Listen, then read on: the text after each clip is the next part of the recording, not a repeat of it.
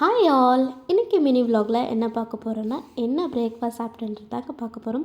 So இன்றைக்கி காலையில் என்ன பிரேக்ஃபாஸ்ட் அப்படின்னா idli and onion tomato chutney தாங்க சாப்பிட்டேன். ஸோ இந்த ஆனியன் டொமேட்டோ சட்னி எப்படி செய்கிறதுன்னு வாங்க பார்க்கலாம். ஸோ ஃபர்ஸ்ட் ஒரு கடாய் வச்சுக்கலாங்க. கடாய் வச்சு அதில் கொஞ்சம் எண்ணெய் ஆட் பண்ணிக்கலாம். எண்ணெய் ஆட் பண்ணியிருந்துமே பூண்டை சேர்த்துக்கலாங்க. பூண்டு சேர்த்து நல்லா வறுப்பட்டதும் ஆனியன் ஆட் பண்ணிக்கலாம். ஆனியன் வந்து நல்லா வதக்கணுங்க. அண்ட் நல்லா வதங்கி அதோட நிறம் மாறினதுமே டொமேட்டோ ஆட் பண்ணிக்கலாம்.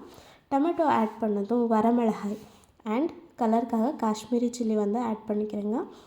அண்ட் அப்புறமா நான் ஒரு சின்ன நெல்லிக்காய் சைஸ் அளவுக்கு புளி சேர்த்துக்கிறேன். அண்ட் கொஞ்சமாக உப்பு இதெல்லாம் சேர்த்து நல்லா ஃப்ரை பண்ணிவிட்டு ஒரு மிக்ஸி ஜாரில் சேர்த்து அரைச்சிக்கலாங்க.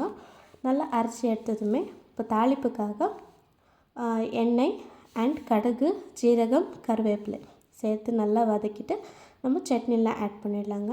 ஸோ அவ்வளோதான், ஒரு சிம்பிளான டேஸ்டான ஒரு சட்னி ரெடி ஆகிடுச்சு.